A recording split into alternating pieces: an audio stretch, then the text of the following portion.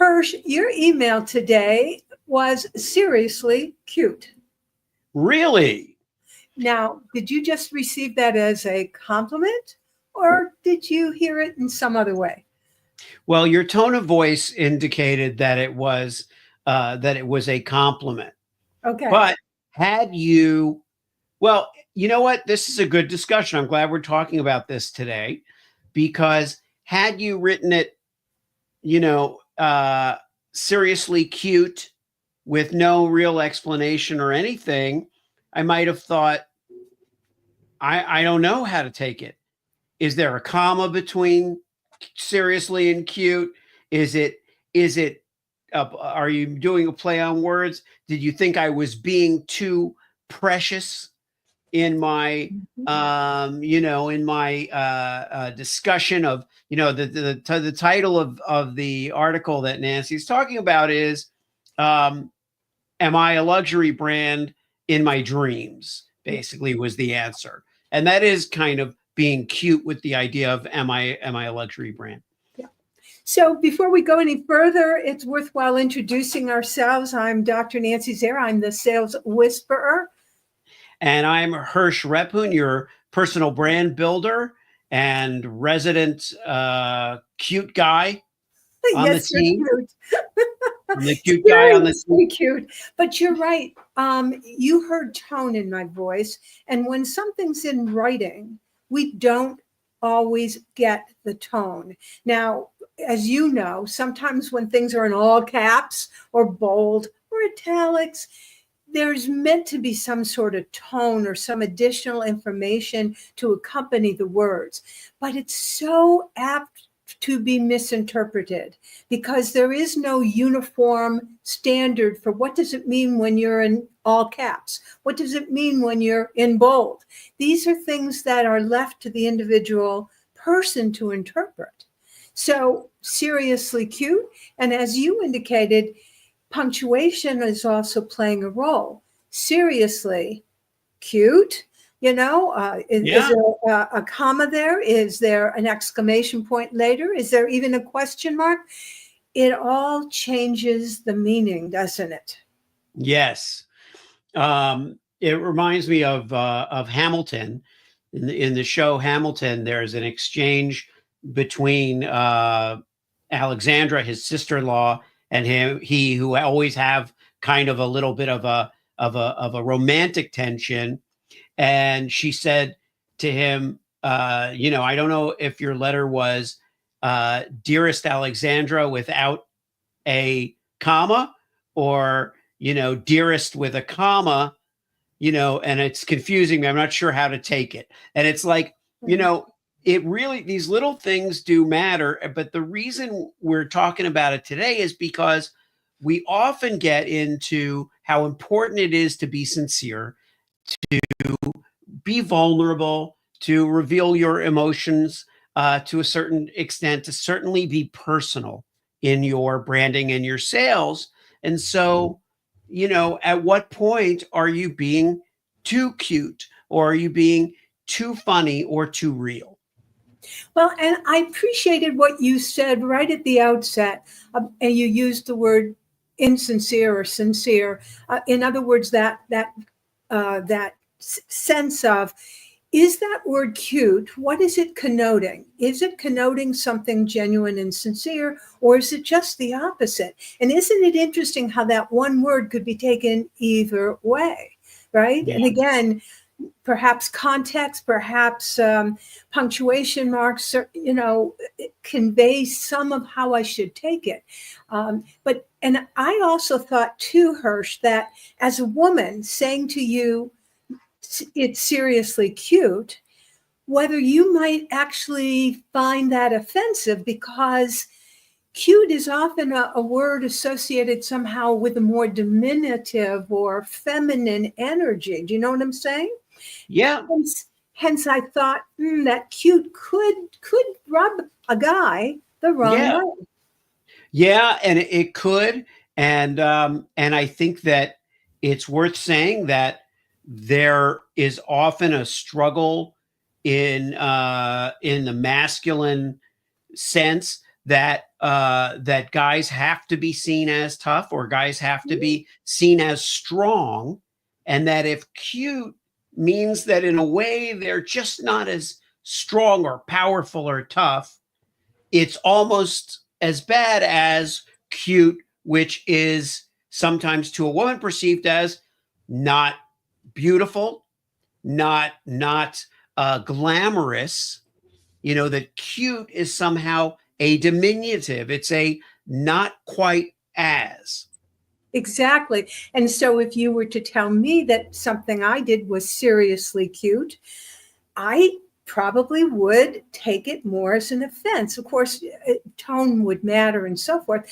But again, a woman, at least a professional woman, I don't think professional women want to be seen as cute, right? Yeah. The cute somehow takes away from our professionalism and our seriousness. And so hence to tell me I was seriously cute would somehow feel like I was given a rebuke. Yeah. A put down. And sometimes it is a rebuke. You know, Yeah. like sometimes it's meant, and this brings us into our next little element of this conversation, which is sometimes it's meant sarcastically. Yes, exactly. Oh, that was a cute, yeah, that was a cute comment. Yeah, I saw that thing. It's cute. I saw your offer. It's cute. If someone tells you your offer is cute, now seriously helps, and that's why we threw it in there to kind of confuse. But I think there's a lot of satire or satirical sarcasm, things like that on LinkedIn these days. And I am frequently seeing people say, I don't know if this is satire or not, you know? And it's you know, it's a problem out there. And again, we don't know whether it's satire because we don't know the tone. Yeah. Yesterday, I attended a presentation given by Michael Leibowitz. Michael is someone who studied neuroscience and communication, and he does messaging also, Hirsch, but he approaches it from that neuroscientific place. And, you know, again, he called us a meaning-making machine, and that we as humans are constantly in the process of making meaning out of whatever is in front of us.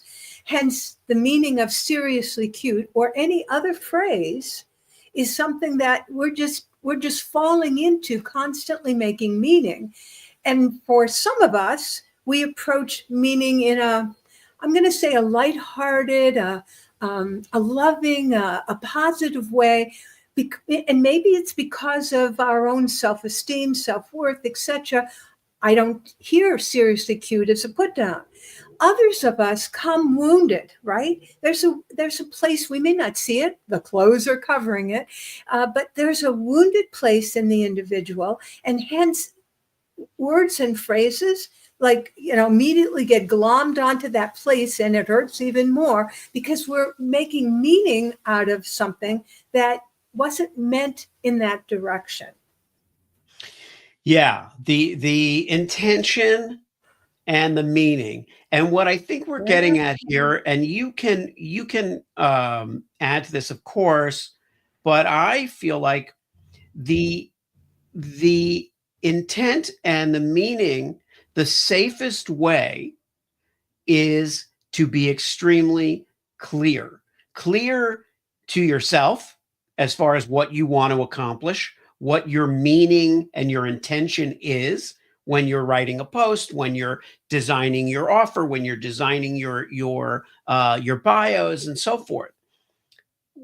Be extremely clear. Err on the side of simplicity and clarity. Then you can start to layer some humor and think about the point of view that your humor has.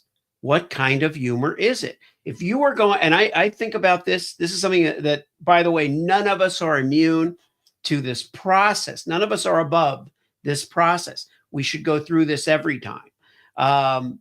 I will think to myself, should I be satirical here? And if I am going to be satirical, I have to go all in on the satire. Yeah. I have to really commit that Uh-huh. this entire post Uh-huh. is satirical.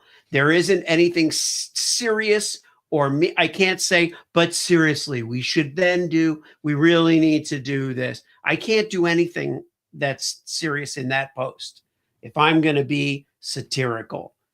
And I follow some very funny satirists on LinkedIn, but they never really post anything that's serious. They might respond seriously to someone else's post. That's obviously, fine. But the laughter emoji that people put in response to something is the flip side of that. Because do they even feel comfortable putting that emoji on if they're not sure? They could then be making terrible fun of something that's meant to be gravely serious. So you see this, how we attribute meaning is really important.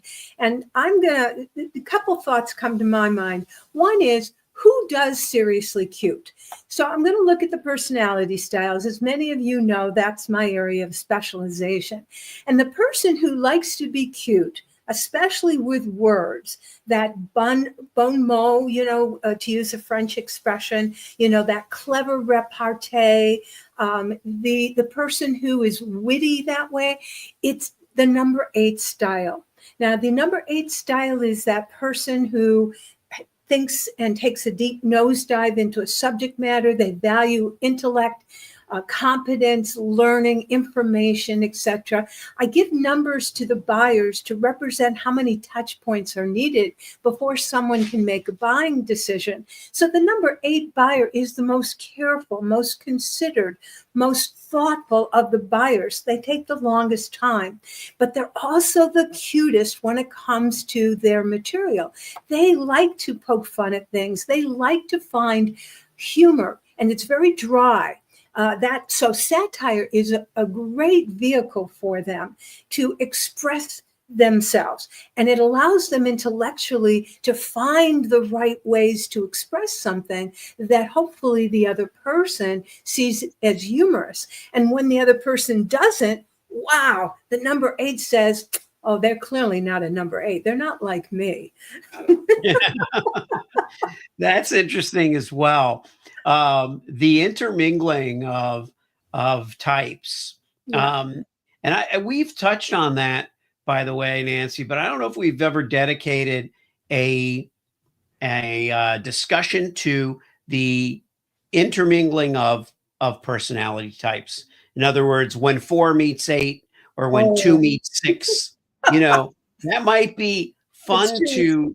to do next time, because I know I, for one, draw on your expertise in this area on a daily basis, because people's one person's cute is another person's offense.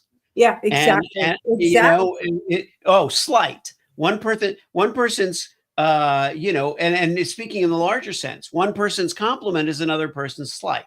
Yeah. So given the fact that we are posting so much, communicating so much, we're using Slack, we're using where WhatsApp, we're using text, and some of us regrettably are using Signal.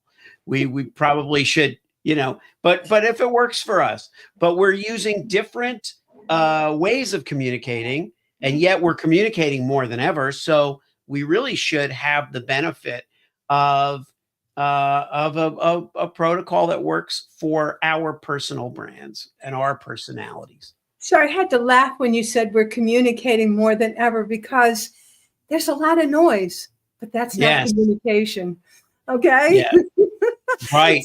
That's true. We're vocalizing perhaps more Yes, than there's more a than lot of content, a lot of noise coming at us, both written and oral, and pictures, and all sorts of noise coming at us. Yeah. But are we communicating? Because Seriously Cute, it shows you, it's an example of maybe a failure to communicate.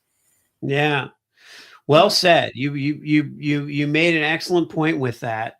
That we are just putting a lot out there is Yeah. really what I should have said. We're putting a lot out there. Let's do our best to really refine what we are trying to say. And the next time that you're in a situation where you have received a seriously cute message, stop and perhaps clarify. Maybe instead of making meaning out of it, ask for the person's meaning. What did they intend behind it? Anyway, we will be with you next week. To your sales success, it's Dr. Nancy Zier, Sales Whisperer. And Hirsch Repun, your personal brand builder, wishing you the finest of weekends.